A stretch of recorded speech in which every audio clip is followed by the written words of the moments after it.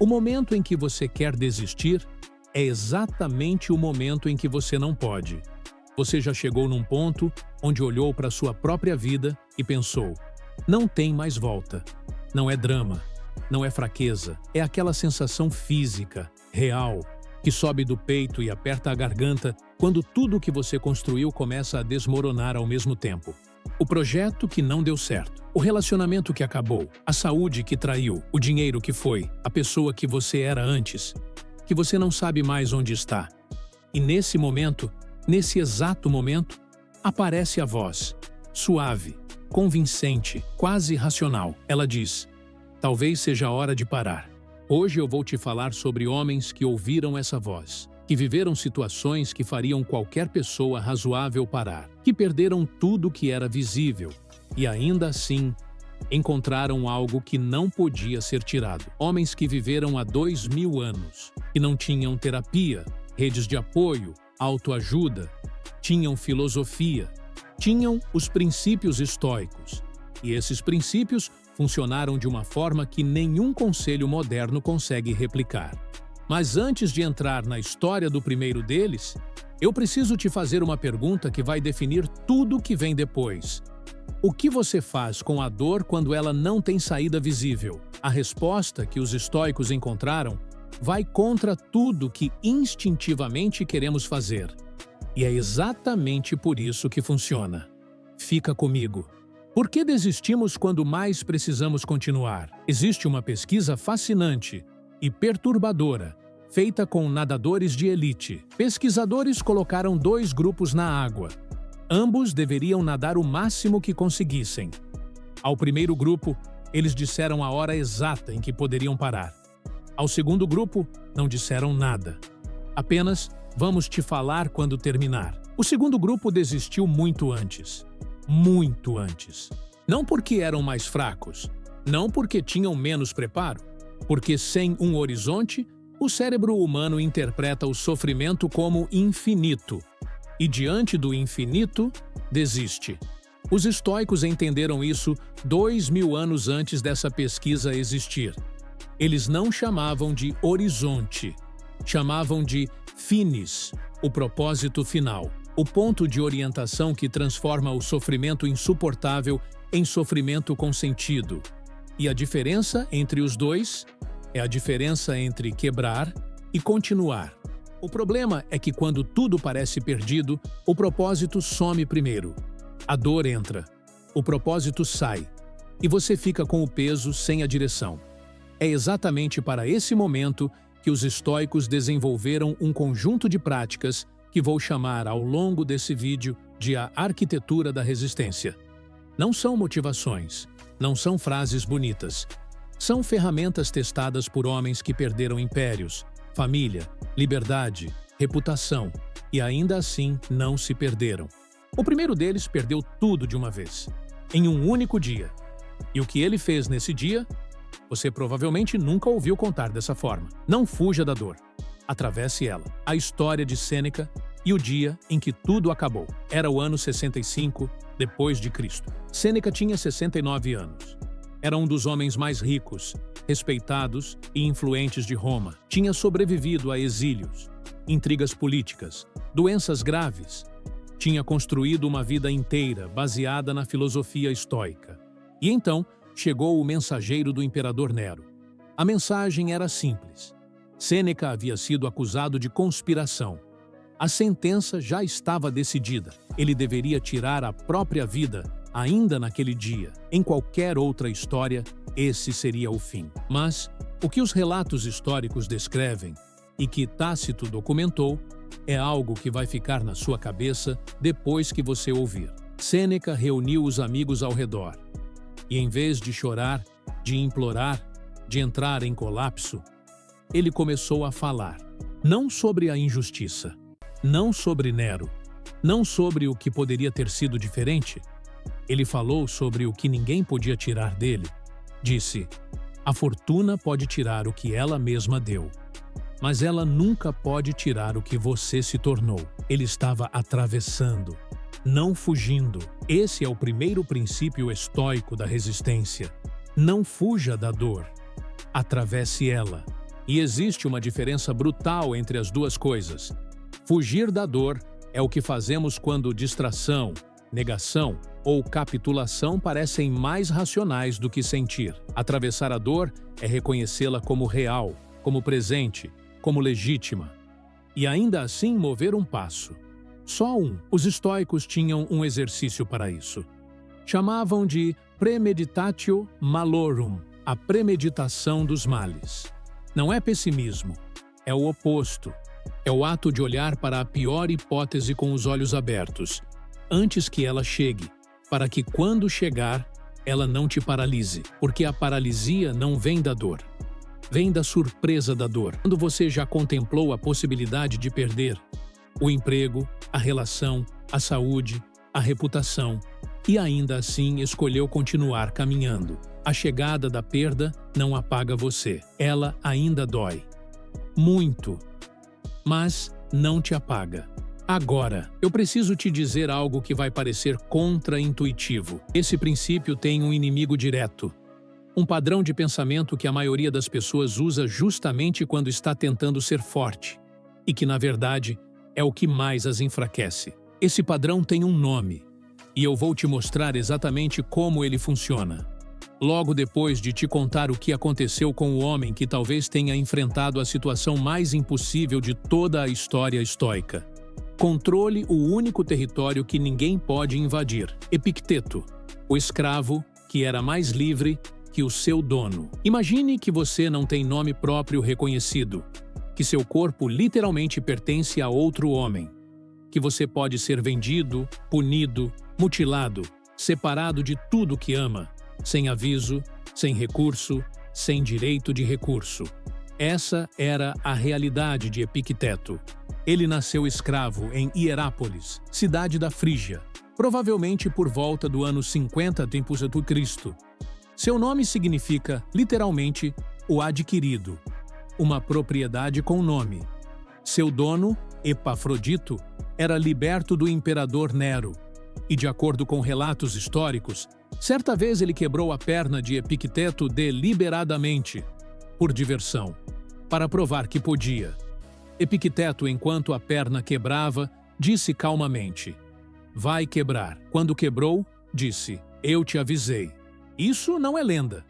Isso é o relato de Orígenes, documentado. E eu preciso que você sente com isso por um momento. Não a brutalidade, mas a resposta. Como um homem que está tendo o osso quebrado, sem anestesia, sem escolha, sem poder de reação, como esse homem mantém a calma? A resposta estoica é simples.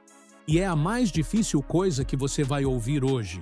Porque ele tinha clareza absoluta sobre uma distinção que a maioria de nós confunde a vida inteira.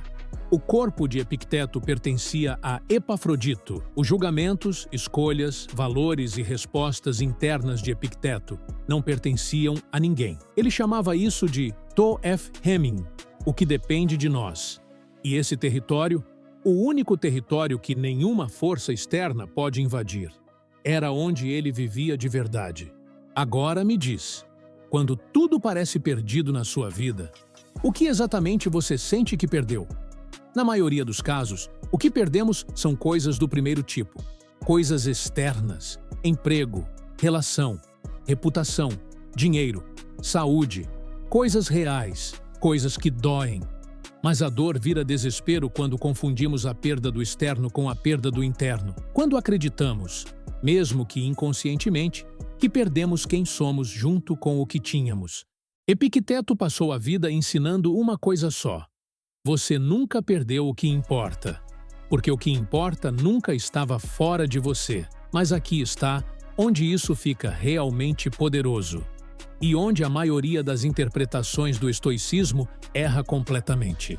Esse princípio não é sobre ser frio, não é sobre não sentir, é sobre sentir tudo, e ainda assim não se perder dentro do sentimento.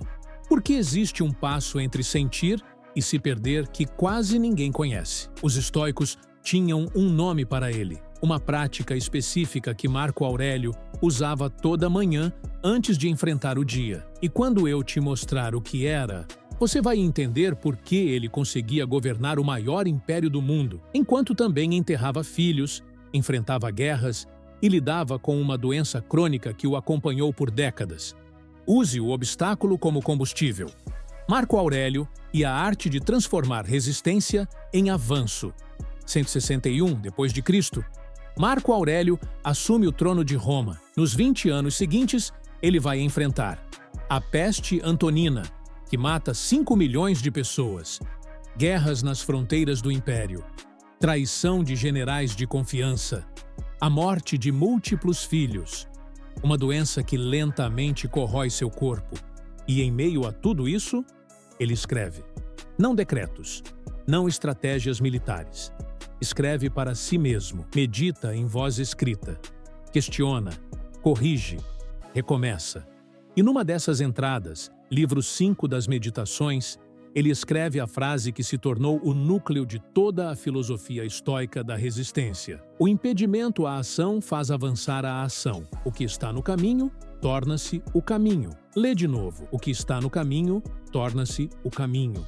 Isso não é otimismo. Otimismo diz: vai melhorar. Essa frase diz algo completamente diferente. O que está te bloqueando é exatamente o material com o qual você vai construir o próximo passo. O obstáculo não desaparece. Ele se transforma em matéria-prima. Marco Aurélio não podia curar a peste, mas podia organizar a resposta médica, a distribuição de recursos, o moral das tropas. Ele não podia ressuscitar seus filhos, mas podia, a cada manhã, escolher deliberadamente o tipo de pai, imperador e ser humano que seria naquele dia. Ele não podia parar a doença no próprio corpo, mas podia decidir o que faria com cada hora que ainda tinha. Na prática, esse princípio funciona assim. Quando você bate numa parede, perda de emprego, término de relacionamento, diagnóstico médico, falência, o impulso humano é olhar para a parede e perguntar: por que isso aconteceu comigo? O estoico treina um movimento diferente. Ele olha para a parede e pergunta: o que isso torna possível que antes não era? Não nega a parede. Não finge que não dói, mas recusa-se a deixar que a parede defina o território inteiro. E aqui está o detalhe que transforma isso de filosofia em ferramenta real. Esse movimento não acontece naturalmente. Ele é treinado. Marco Aurélio treinava toda manhã. Era o que as meditações eram: um treino. Um recondicionamento deliberado da forma como ele interpretava os eventos. E isso nos leva à prática mais específica que os estoicos deixaram, a mais concreta, a que você pode começar a usar ainda hoje, nessa semana, sem precisar de nenhum recurso externo. Mas antes, eu preciso te falar de um momento específico na vida de Marco Aurélio. Um momento que os livros de história mencionam de passagem, mas que quando você entende o que estava acontecendo por dentro dele naquele dia, muda completamente a forma como você lê tudo que ele escreveu. Era o inverno de 169 d.C. Seu co-imperador e irmão adotivo, Lúcio Vero, acabara de morrer de peste. Seu mais próximo aliado político, seu companheiro de governança de 8 anos, Marco Aurélio, ficou ao lado do corpo. E então, sem tirar nenhum dia, sem nenhum período formal de luto além do necessário, voltou ao trabalho. Alguém poderia chamar isso de frieza, de supressão emocional, mas existe uma entrada nas Meditações, escrita provavelmente nessa época, que revela o que estava acontecendo por dentro. Ele escreveu: perde tempo a que a vida ainda vai tomar de você, que nada entre dentro de você, exceto o que é digno da sua natureza. Ele não estava suprimindo, estava filtrando, e essa diferença entre suprimir e filtrar é o que o quarto e último princípio vai te ensinar. Nunca desista de si mesmo, mesmo quando desiste de tudo mais. O princípio final: a chama que não apaga. Existe uma distinção que nenhum dos livros de autoajuda sobre estoicismo costuma fazer. E é a distinção mais importante de tudo que falamos hoje. Há uma diferença entre desistir de circunstâncias e desistir de si mesmo. Os estoicos desistiam de circunstâncias o tempo todo. Sêneca desistiu da tentativa de mudar Nero. Epicteto desistiu da tentativa de escapar fisicamente da escravidão. Marco Aurélio desistiu de controlar a pestilência, as guerras, as mortes. Desistiram do que estava fora do seu controle, mas nenhum deles, em nenhum momento documentado, desistiu do que estava dentro. E essa é a definição estoica de nunca desistir. Não é persistir contra a realidade, é persistir dentro dela. Deixa eu traduzir isso para a sua vida agora. Se você está num relacionamento que não tem mais conserto, desistir de tentar forçar o que não vai funcionar não é fraqueza, é clareza. Se você está numa carreira que errou de direção, desistir do caminho errado não é derrota, é correção. Se você está num ciclo de comportamento que te destrói, desistir desse ciclo é o ato mais corajoso que existe. Os estoicos nunca confundiram teimosia com resiliência. O que eles protegiam, com tudo que tinham, era a chama interna, a capacidade de escolher, de julgar, de agir com virtude, independente do que o mundo fizesse com tudo mais. Marco Aurélio chamava isso de daimon, o guia interior, o que em você reconhece o certo, o verdadeiro, o digno. E ele dizia uma coisa que ecoa até hoje: você tem poder sobre sua mente, não sobre eventos externos. Perceba isso e encontrará força. Força, não felicidade, não solução, não saída imediata. Força, porque força é o que você precisa para atravessar o que não tem saída rápida. Para continuar quando não há garantia de resultado. Para mover um passo quando o passo seguinte ainda não está visível. E agora eu vou fechar esse vídeo com algo que ficou comigo desde a primeira vez que li as Meditações de Marco Aurélio. Numa das últimas entradas, escrita quando ele já sabia que estava morrendo, ele não escreveu sobre legado, não escreveu sobre o império, não escreveu sobre os filhos que sobreviveram. Ele escreveu sobre o próximo dia, sobre o que ele ainda podia fazer, ainda podia ser, ainda podia escolher. O homem que tinha governado o mundo por 20 anos, que tinha perdido mais do que a maioria de nós jamais terá, que estava com o corpo falhando, ainda estava planejando o próximo passo. Isso é o que os estoicos faziam quando tudo parecia perdido. Não procuravam a saída. Procuravam o próximo passo dentro da situação. Não perguntavam: por que isso está acontecendo comigo? Perguntavam: quem eu posso ser dentro disso? Não esperavam que a dor passasse para começar a viver. Viviam enquanto a dor estava presente. E nunca, em nenhum momento, desistiram da única coisa que realmente era deles: a escolha de como responder. Essa escolha é sua também. Agora, hoje, nesse momento em que você está. Se você chegou até aqui, você não chegou por acidente. Pessoas que assistem vídeos como esse até o fim geralmente estão passando por algo. Não precisa ser uma crise visível. Pode ser aquela erosão silenciosa de dentro para fora. Aquela sensação de que está carregando mais do que consegue mostrar. Eu quero que você leve uma coisa desse vídeo. Só uma. Não desista de si mesmo. Das circunstâncias, talvez. Do caminho errado, talvez. De relações que não têm futuro, talvez. Mas de você, da sua capacidade de escolher, de agir com integridade, de continuar sendo quem você é no meio do caos. Disso, nunca. Isso é o estoicismo real. Não a frieza que às vezes associam a ele. É a recusa de se perder, mesmo quando tudo mais vai embora. Se esse vídeo tocou em algo real para você, deixa o like. Não porque eu preciso do número, mas porque esse algoritmo existe. E existe alguém agora mesmo, num momento de querer parar, que precisa encontrar esse conteúdo. Seu like pode ser o motivo de essa pessoa não estar sozinha hoje. Se inscreve no canal se quiser continuar nesse caminho. Eu publico toda semana com essa mesma profundidade e essa mesma honestidade. E me conta nos comentários, qual parte desse vídeo chegou mais perto do que você está vivendo agora? Eu leio. Sempre. Até a próxima.